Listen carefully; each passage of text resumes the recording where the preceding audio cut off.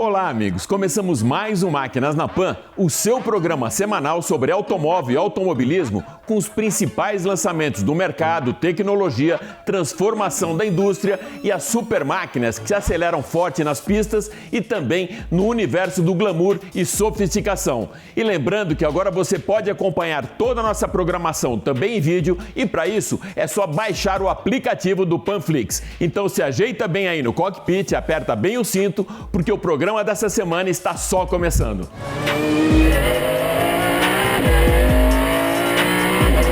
Depois de rodar mais de 4.000 quilômetros com o Tracker, o Máquinas na Pan avalia o mais novo SUV da Chevrolet.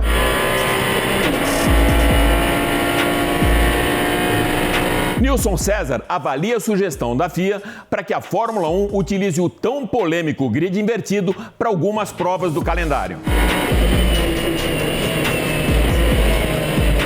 Os números da Fenabrave e da Fenauto com os comentários do nosso especialista em mercado, Marcelo Matos. O primeiro episódio de um especial sobre mobilidade urbana e clean air você acompanha hoje comigo diretamente das ruas da Califórnia.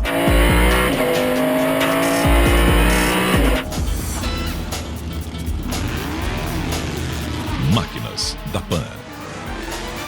E para darmos a largada no programa dessa semana, eu vou levar você para o outro lado do Atlântico para uma visita a Pagani Automobili, lá na região da Emília-Romana, na Itália. Alta performance, alta qualidade e literalmente para poucos. Os carros fabricados pela Pagani Automóveis têm DNA argentino e assinatura do designer Horácio Pagani, que fundou a marca em 1992 aqui em Modena, na Itália, depois de criar os principais modelos da Lamborghini nos anos 80. Com o mesmo capricho da lapidação de um diamante, os carros da Pagani são fabricados totalmente em fibra de carbono e alta qualidade, e o seu cockpit em liga de titânio de altíssima resistência, deixando essa máquina com uma excelente relação peso-potência. São tão exclusivos que apenas 5 unidades do modelo Zonda Cinque foram fabricados, e mesmo com o preço de 65 milhões de reais, tiveram comprador e endereço certo, o mercado asiático. Essa série bem exclusiva e limitada teve o seu número 5 resgatado pelo próprio fundador da marca, Horácio Pagani, que o mantém exposto aqui na fábrica de Modena.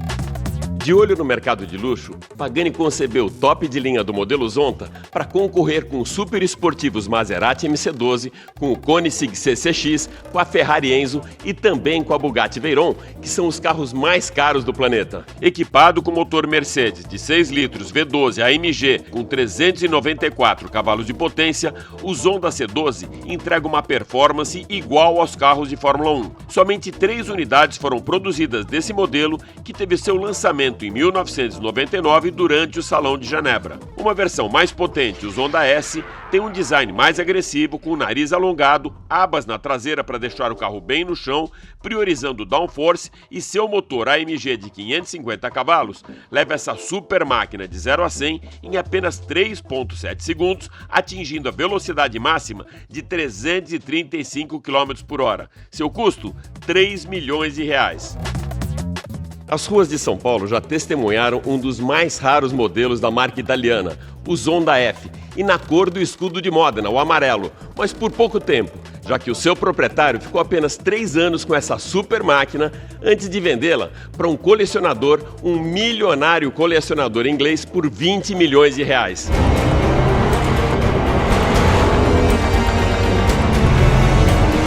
E agora que você já conheceu o estúdio da Pagani e as suas relíquias, nós vamos mostrar para você um super esportivo que deveria ter sido lançado no Salão de Genebra desse ano, e com a chegada da pandemia do coronavírus, o próprio Horácio Pagani fez a apresentação desse carro diretamente da Itália, do seu ateliê em Modena, e depois ele foi para a pista apresentar essa super máquina no circuito que leva o nome dela, Imola.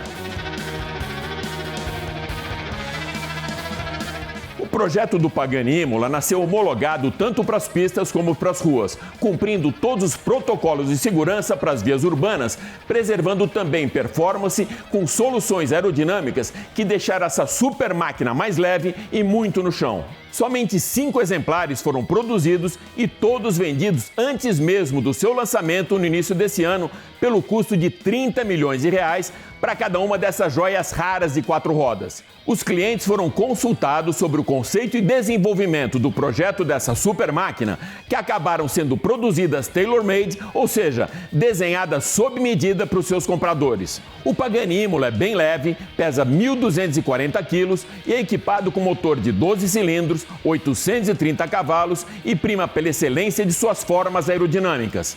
Um state of art dos superesportivos que atinge o máximo de sua performance depois das 6.500 rotações.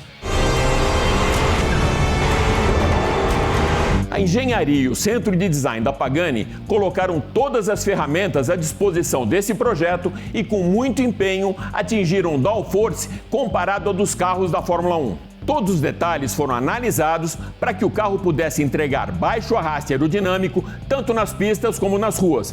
Com alto desempenho, o Pagani Imola tem mais de 700 componentes e compostos forjados em aço, alumínio e titânio. Para atingir alta pressão aerodinâmica, o assoalho do carro foi desenhado com uma base flat de 8 metros quadrados.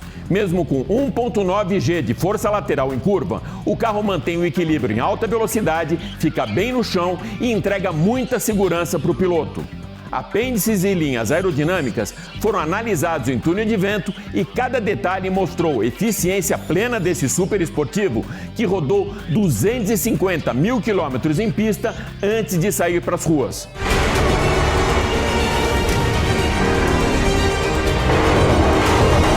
A combinação perfeita da harmonia do desenho, elegância, beleza aerodinâmica com alta performance foi a grande conquista de Horácio Pagani no Imola. A Pagani desenvolve compostos diferentes de materiais há 35 anos, numa época em que mal se falava em fibra carbono, titânio e alumínio, e é pioneira em desenvolvimento de tintas e vernizes com aderência nos compostos desenvolvidos para suas máquinas. Pagani Imola, um state of art das máquinas dos sonhos, com um conceito inspirado em Leonardo da Vinci, Horácio Pagani define muito bem a sua obra. L'arte e la scienza lavorano insieme, mano nella mano. A arte e a ciência trabalham juntas e de mãos dadas. Bom, e agora dos estúdios da Jovem Pan, a gente sai com muita segurança e usando máscara, já que estamos em ambiente externo, né? Para falar do novo Chevrolet Tracker, que foi lançado em março no mercado e dentro da Jovem Pan com uma campanha muito bem humorada, utilizando várias plataformas da rádio, praticamente um multimídia com a campanha Chega de Arrependidos. A campanha contou com o envolvimento da Turma do Pânico, com a participação do Emílio e da bancada super divertida e também irreverente do programa. Eu também fiz um test drive pelas ruas de São Paulo com a Marina Manteiga ao volante. Ela mesma que conduziu o novo Tracker, e no Jornal da Manhã, com avaliação também econômica do nosso especialista em números de mercado, Samidana. No Morning Show, no Jornal da Manhã, enfim, uma mega cobertura que se transformou em uma jornada digital pelos estúdios da Jovem Pan. O novo Tracker está disponível no mercado desde março e hoje eu vou levar você para um test drive bem mais completo, já que eu praticamente andei nesse carro 4.000 quilômetros. Eu moro em Santos, não moro em São Paulo.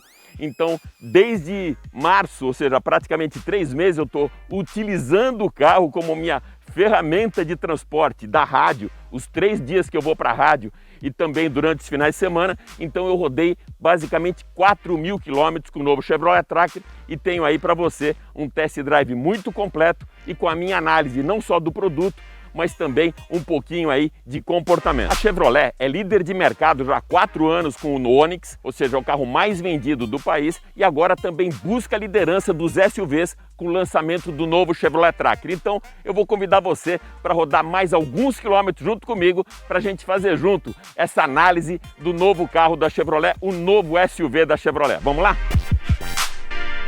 Bom, agora já dentro do carro, ambiente seguro, estou fazendo esse test drive sozinho, então já posso tirar aqui a minha máscara, botão Start Stop, ligamos e vamos dar início aqui ao nosso test drive. O pacote do carro de conectividade ele é muito grande, hoje tem muita tecnologia em todos os lançamentos, principalmente nos SUVs. Os SUVs ele tem uma preferência pelo mercado já pelo menos uns 5 anos, E hoje, para cada 4 carros vendidos, um é SUV. Então a Chevrolet aproveitou até esse momento, né, essa vibe aí dos SUVs, para o lançamento do novo Chevrolet Tracker em março. E então vamos falar um pouquinho aqui do carro. Do lado esquerdo ficam os comandos do limitador de velocidade e do controle de velocidade de cruzeiro, enquanto que do lado direito ficam ali os botões do atalho para o sistema multimídia e comando de voz. O visor do computador de bordo tem até 14 funções e entre elas o indicador de distância ao veículo da frente, monitoramento da pressão dos pneus e percentual da vida útil do óleo.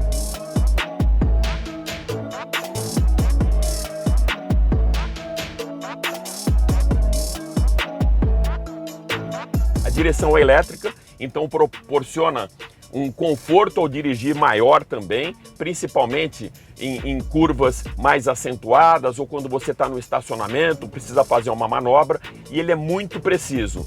A suspensão do carro, ela é muito bem equilibrada e você não recebe essas irregularidades do solo, ele absorve muito bem toda a irregularidade do solo. E além disso tem um conforto acústico também. O carro é muito bem dimensionado e ele proporciona para você um conforto acústico que você não recebe esse barulho, por exemplo, nem da rolagem dos pneus no asfalto e também nem o barulho do motor. Então você tem o conforto acústico, o conforto visual, com um teto solar panorâmico, que isso é legal para quando você pega uma viagem aí com a família. O visual sempre fica mais bonito. Hoje a gente está fazendo um teste mais urbano, mas quando pega uma estrada, o visual ele sempre agrada mais, principalmente os filhos. Quando você fala em SUV, é mais uma viagem com a família mesmo. O design interno é bem sofisticado, o console é soft touch, os faróis e lanternas são em LED, as rodas têm 17 polegadas e também eu fiz essa média dos 5.000 km rodados e a gente chegou a 12,1 km por litro no etanol.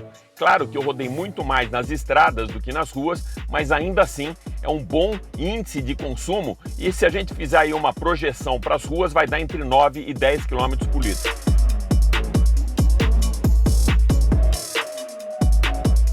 As linhas do carro são bem aerodinâmicas, isso também é uma outra coisa que você melhora a eficiência energética, diminui o coeficiente de arraste aerodinâmico e com isso você tem menor consumo de combustível também. O ar-condicionado, ele fica aqui na parte de baixo do console.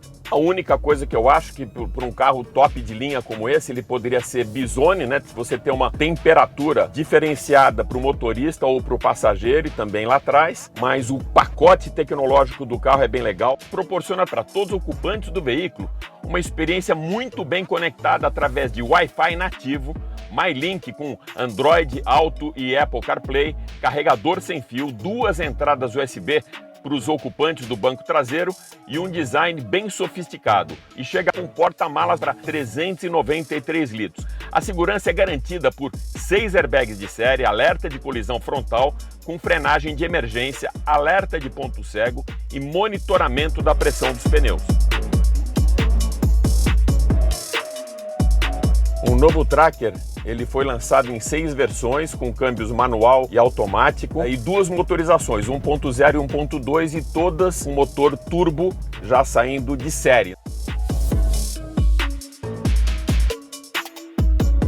Antes dessa nova era do planeta, com conscientização de ecologia, de biodiversidade e de preocupação também com toda a parte de poluição, quando a gente falava em motor turbo, a leitura que se tinha era de um carro mais envenenado, ou seja, mais potente. A releitura que foi feita do motor turbo nessa época de eficiência energética, economia de combustível e também uma preocupação com menor consumo, o motor turbo, na verdade, hoje, num regime de rotação mais baixo, ele já entrega uma potência maior, o que facilita muito a condução do motorista quando ele quer fazer uma retomada de velocidade ou no dia a dia de uma cidade, por exemplo, como São Paulo, uma megalópole, que ele está toda hora no trânsito e trabalhando em baixa rotação, ele tem mais entrega de potência naquele regime.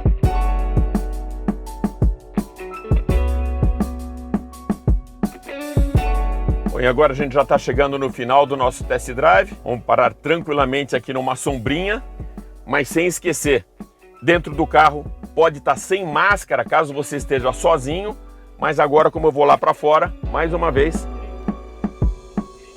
a gente coloca a máscara aqui, o carro em pé, aperta o start-stop para desligar o carro e com muita segurança eu já posso sair.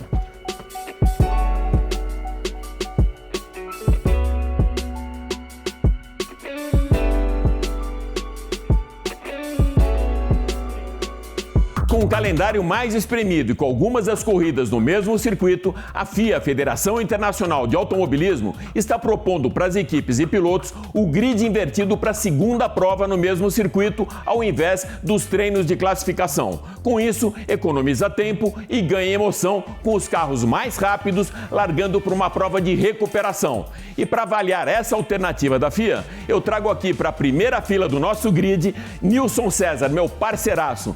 Nilson, o que você acha dessa história toda de grid invertido? Olha, meu caro Alex, eu acho muito legal. Eu me lembro Stock Car que eu transmiti na Jovem Pan TV, rapaz. Coisa passada, sabe? E era assim.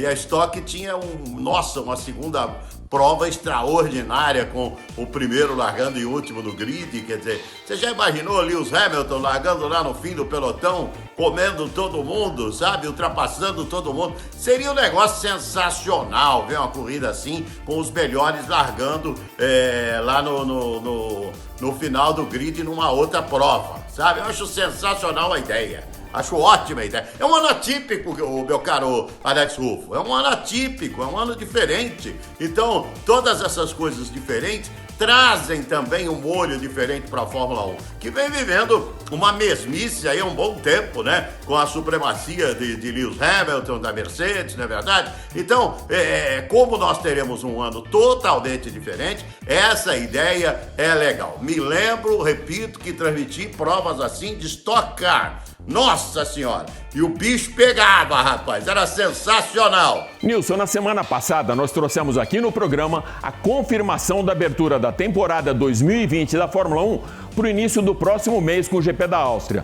Algumas provas já foram canceladas e outras adiadas, o que pode deixar o campeonato com apenas 15 das 22 provas do calendário inicial ou até menos. Você acha que por isso o campeonato desse ano pode perder valor, como acontece com alguns times de futebol que tiveram campeonatos conquistados em anos atípicos? Olha, Alex Rufo, só quem for bobão que não vai dar valor pro título de 2020, da maneira que for. Nada de fazer comparações bobas, não. Mundial de 51 do Palmeiras, Mundial do Corinthians em 2000, nada disso. Você já imaginou se der certo a ideia, por exemplo, do cara que ganhar a primeira prova na segunda, no mesmo dia, largar no último? Quanta emoção vai ter? Nossa, vai ser um campeonato muito valorizado. Sabe, num ano atípico, nós poderemos ter, se o pessoal for inteligente, poderemos ter sim um título de grande valorização. Eu não vou esquecer, como ninguém vai esquecer, o campeão mundial de Fórmula 1 do ano de 2020. Né? Por isso que eu estou torcendo para que nós tenhamos essas fórmulas propostas diferentes para a temporada de 2020 e que todo mundo aceite, né? Parece que a Mercedes não está querendo aceitar, mas que todo mundo aceite, seria legal demais e o título seria hipervalorizado, como valeu o Mundial do Palmeiras em 51 e valeu o Mundial do Corinthians em 2000. Sim, senhor, do seu timão. Um abraço, Alex.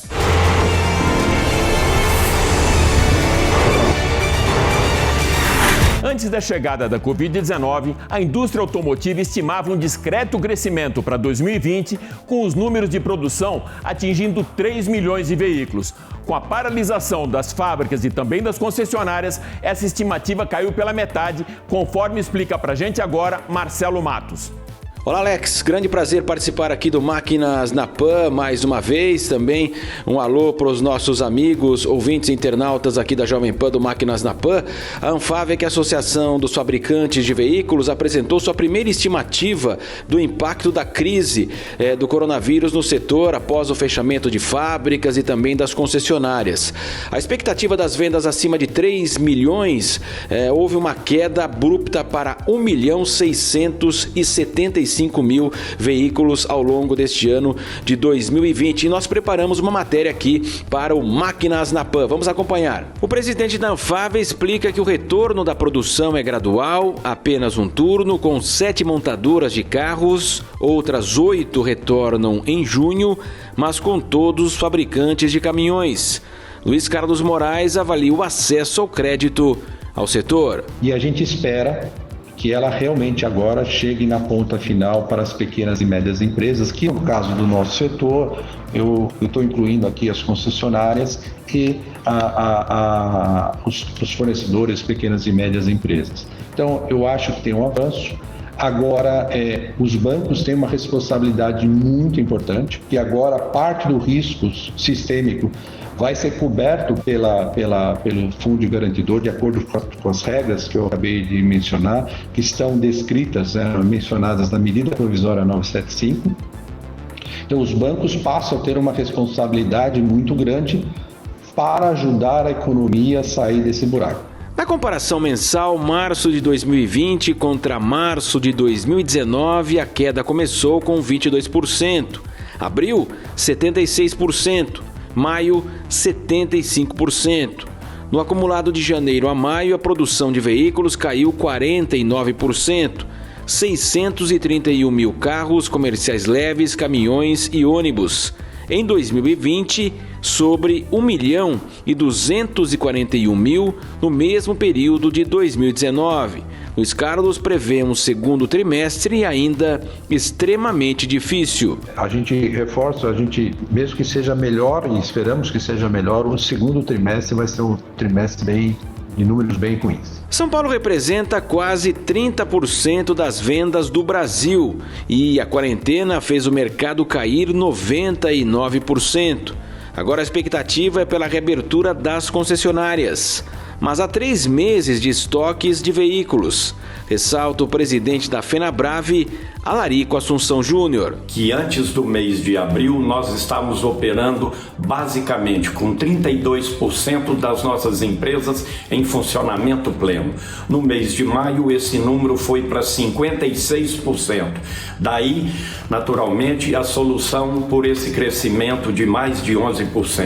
Agregado a isso, o crédito também veio mais robusto no mês de maio, onde pôde naturalmente, a cada 10 fichas que eu tenho citado, 7 estavam sendo negativadas, quase que dobrou o número de financiamento no mês de maio, passando de cada 10 fichas aprovadas para 5,6%. Não temos aglomeração de pessoas e instalação física.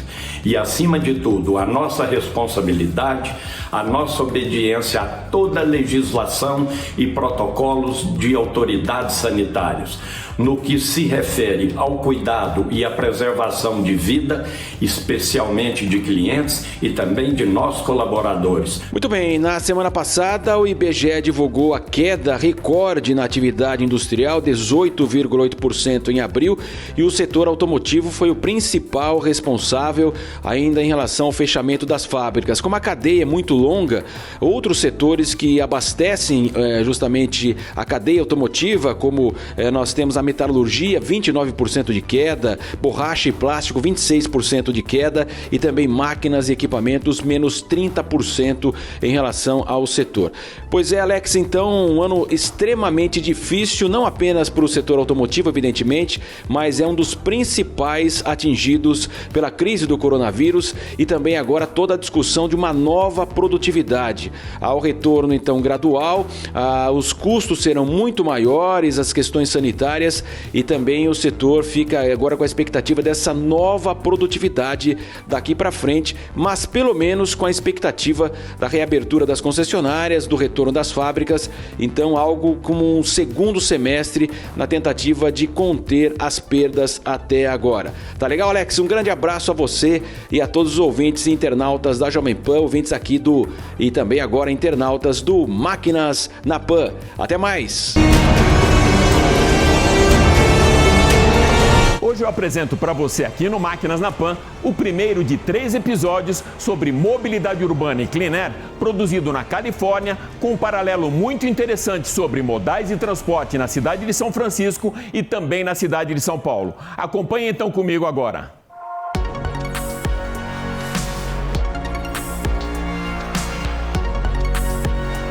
Em 1961, a conceituada urbanista norte-americana Jane Jacobs previu a erosão das cidades ocasionada pelos automóveis e também o desgaste da imagem dos veículos automotores nos ambientes urbanos. Quase 6 décadas depois do lançamento do seu best-seller A Morte e Vida das Grandes Cidades, o discurso de Jane Jacobs ainda é factual e contemporâneo. Grandes cidades europeias como Madrid, Barcelona e Oslo já se preparam há alguns anos para a nova era da mobilidade, com iniciativas totalmente apoiadas pelos cidadãos e projetos de micromobilidade com scooters, bikes elétricas, patinetes nas ruas. E aqui nos Estados Unidos e principalmente no estado da Califórnia, todo esse processo é uma referência com vários tipos de modais de mobilidade com zero emissão, onde a cidade de São Francisco é a sua maior vitrine.